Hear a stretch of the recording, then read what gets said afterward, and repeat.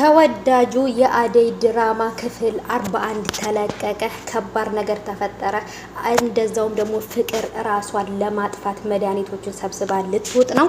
የእውነት ራሷን ታጠፋለች ወይንስ ምን ይፈጠራል? በጣም ከባድ ነገር ሊፈጠር ነው ማለት ነው። እንግዲህ ለምለምም ደግሞ እነ አደይ ቤት እንድትሰራ ወይንም ደግሞ እነ ፍቅር ቤት እንድትሰራ አደይን እንድታግዛት ተብሎ የተፈጠረ ሌላ አዲስ ነገር አለ። ይህን ነገር ያደረገው ደግሞ ኤላ ነው። ሌላ ቦታ ሂዳ እንደ በፊቱ የነበረ ነገር እንዳይፈጠርባት ብሎ አስቦ ነው። እሱም የአባቱን ትዕዛዝ ማክበር ስለሚፈልግ ወደ መጣበት ሀገር ወደ ውጭ ሀገር ሊመለስ ነው ማለት ነው። ሰላም ሰላም፣ ውድ የተከበራችሁ የቻናላችን ቤተሰቦች ሰላማችሁ ይብዛል ባላችሁበት። ውድ ቤተሰቦቼ ቻናሌን አዲስ ከሆናችሁ ሰብስክራይብ እያደረጋችሁ ቤተሰቡን፣ ነባሮች ደግሞ እንኳን በሰላም መጣችሁ። ስለምትሰጡኝ ሀሳብ አስተያየት አመሰግናለሁኝ። ቪዲዮውንም ደግሞ ረዘም እያደረኩ እንዲሰራው ሀሳብ ተሰጥቶኛል። ረዘም አድርጌ ለመስራት እሞክራለሁኝ። እንግዲህ ዛሬ የአደይ ድራማ ክፍል 41 ተለቋል። እጅግ በጣም አወዛጋቢ ነገሮችና አስደንጋጭ ነገሮች ተፈጥረዋል። ቤተሰቦቼ እንግዲህ እዚህ ጋር እነ ዳይመንድ ይዘዋት ነበር፣ ወይንም ደግሞ መንገድ ላይ ያስቆመዋት እየጠየቃት ነበር ማለት ነው ኪንጎ። ምክንያቱም ለምን አታስቢልኝም? አላሳዝንሽም እንዴ?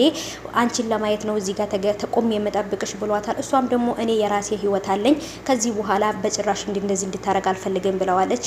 እዚህ ጋር ፍቅር ጋራ መታ እንግዲህ ፍቅርም ደግሞ ላይሽ አልፈልግም ውጪ ከዚህ ብላታለች። እሷም አደይም ደግሞ የፍቅር እናት አደራ ስላለቻት ያንን ነገር እንትን ለማለት ምግብ ለማለት ነበር የሄደችው። እሷ ግን ውሻ አድርጋ ነበር ያስወጣቻት።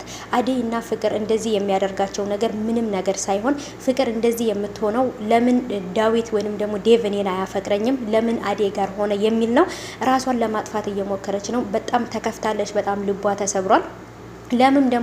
ለሙዬም ደግሞ እንግዲህ ዴቭ እዛ ቤት እንድትሰራና አደይን የሚያግዛት ሰው ሲያስፈልገን ስለነበረ አሁን ከሷ ጋር አብረሽ ትሰሪያለሽ፣ አደይን ታግዣታለሽ ብሏታል ማለት ነው። ይሄ ነገር ደግሞ በጣም አሪፍ ነገር ነው።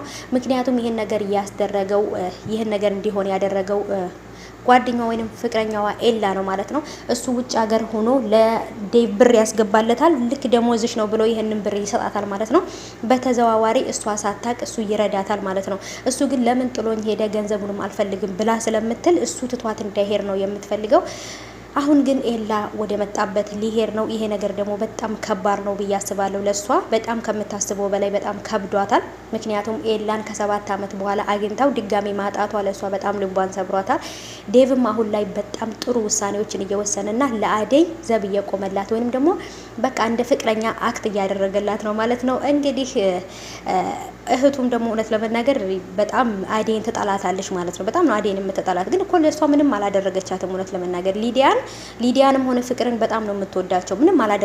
ምንም አላደረገቻቸውም። ግን ደግሞ ለምን እንደዚህ እንደሚሆኑ ባላቅም፣ በተለይ ፍቅር ደግሞ ከዴቭ ጋር አትሆኝም አንቺ አትመጥኝም ነው የምትላት። የቤት ሰራተኛ ስለሆነች ብቻ ነው እንጂ ሌላ ነገር አይደለም ብዬ አስባለሁኝ።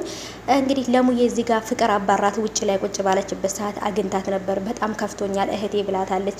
ስራ እስከማገኝ ድረስ ደላላ ቤት እጄ ስራ እስከማገኝ ድረስ እናንተ ጋር ልሁን ብላለች። ይህንንም ደግሞ ተቀብለዋት ዴቭም እነሱ ቤት እንድትሰራና እነሱ ቤት እንድትሆን አድርጓታል ማለት ነው።